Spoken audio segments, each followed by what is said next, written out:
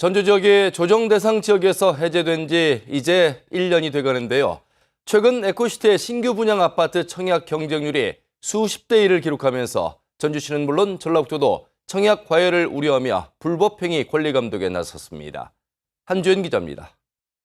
2026년 말 입주 예정인 전주 에코시티의 한 주상복합 아파트 터입니다.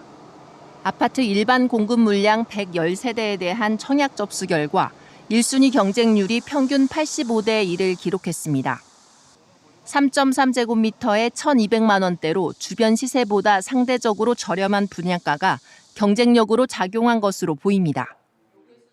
구축 아파트에서 계속 공급 물량이 없다 보니까 살던 분들이 신축으로 갈아타는, 그래서 아마 이게 경쟁률이 굉장히 좀 치열했던 것 같고, 앞으로 이게 지금 앞으로 재개발이나 재건축 또 택지 개발을 할 때 굉장히 어떤 분수령이 되지 않을까. 전주시는 물론 전라북도도 청약 과열을 우려하며 1년 전매 제한과 무등록 중개 등에 대한 관리 감독을 강화하겠다고 밝혔습니다.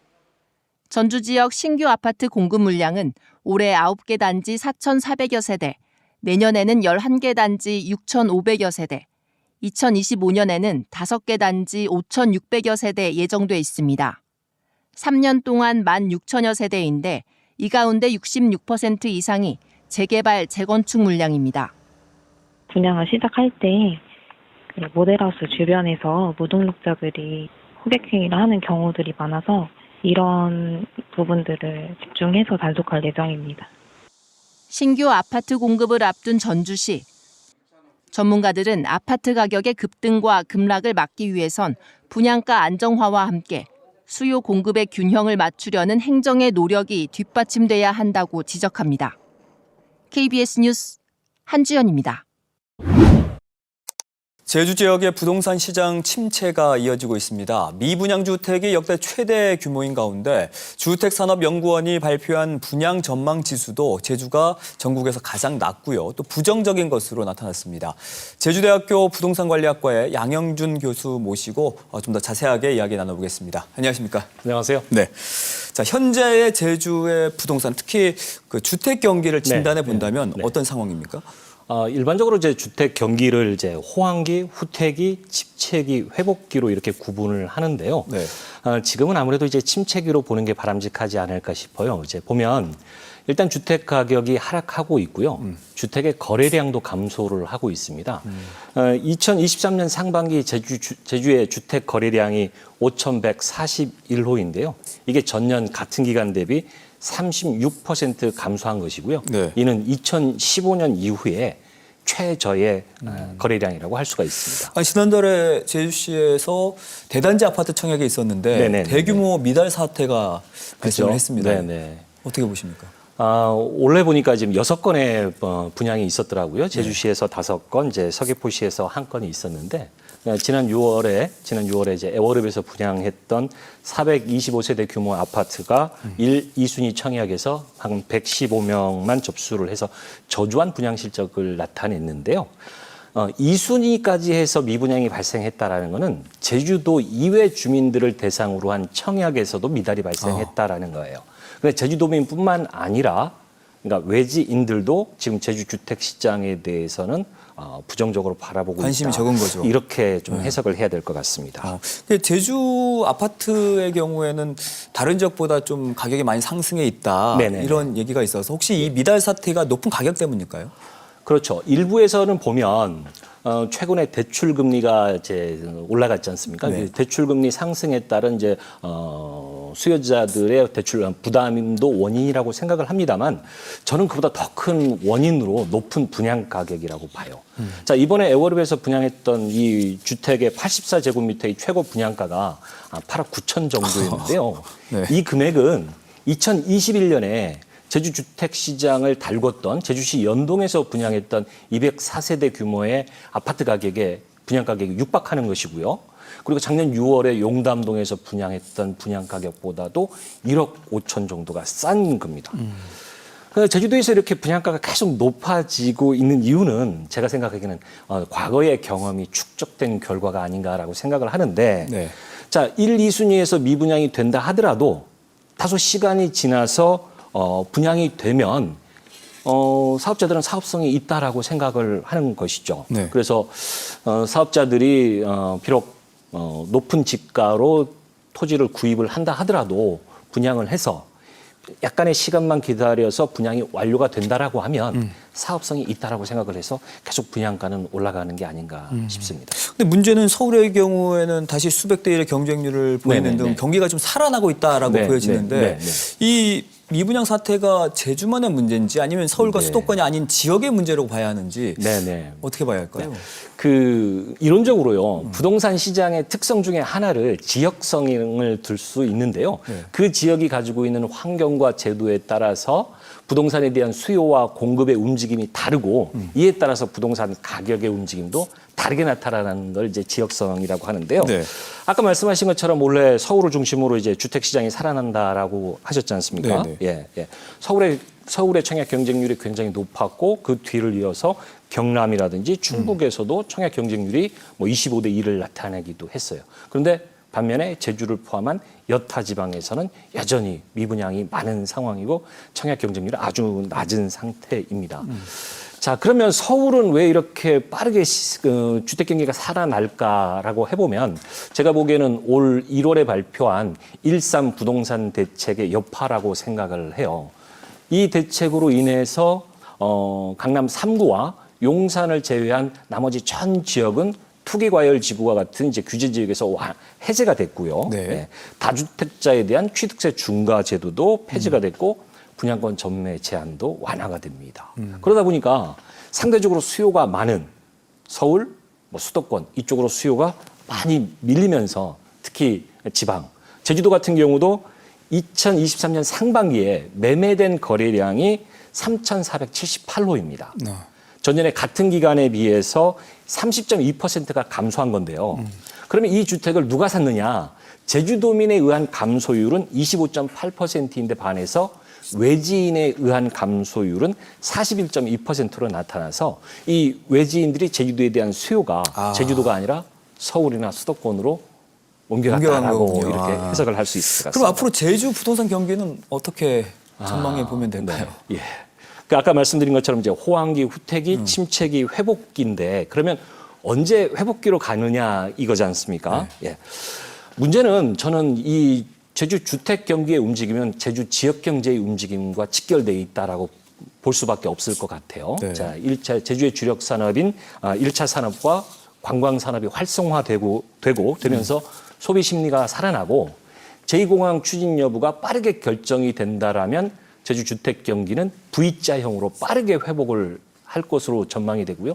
그런 게 더뎌진다면 U자형으로 완만하게 상승하지 않을까 싶습니다.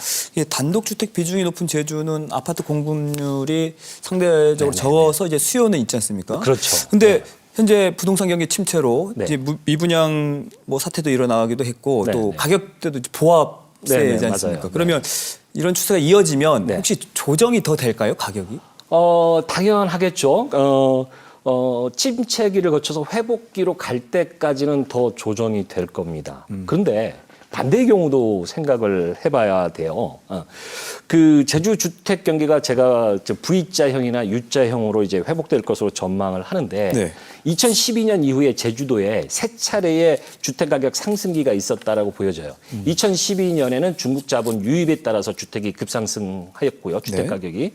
그다음에 2015년에는 유입 인구가 증가하면서 주택 수요가 늘어나면서 주택 가격이 상승했습니다. 그런데 2021년에는 왜 주택 가격이 상승했는가에 대해서는 진단을 해볼 필요가 있는데요. 그게 누적됐던 소비가 폭발하는 경우죠. 그래서 자 올해 제가 3월에 한 논문을 발표를 했는데 네. 제주도민들이 원하는 주택이 어떤 주택인가를 해보면요.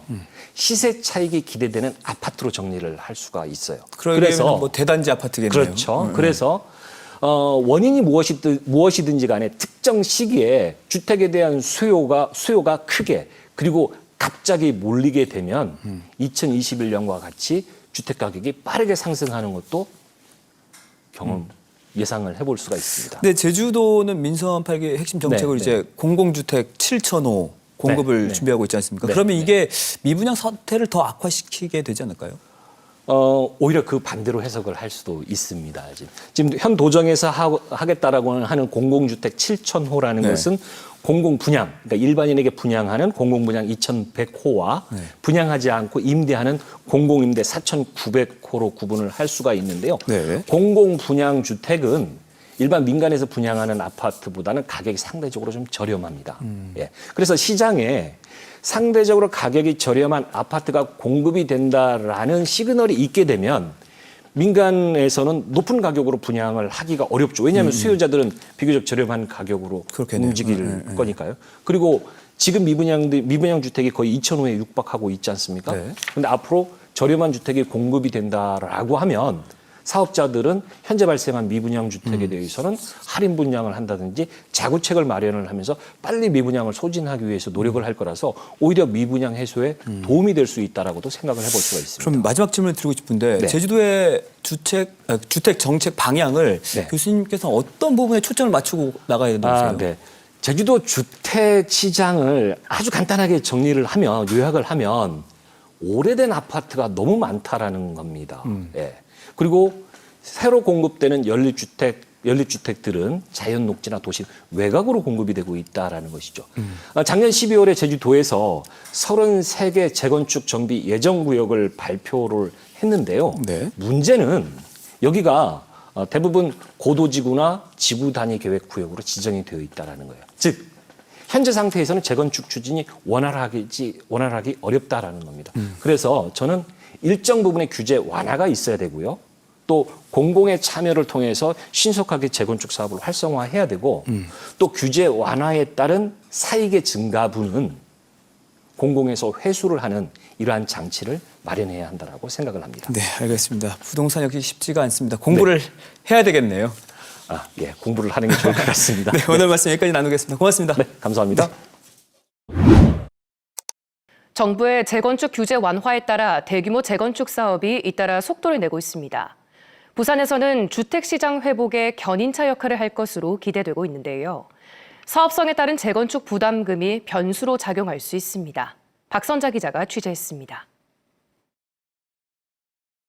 1,500여 가구 규모로 1983년에 준공한 부산 동래구의 한 대단지 아파트.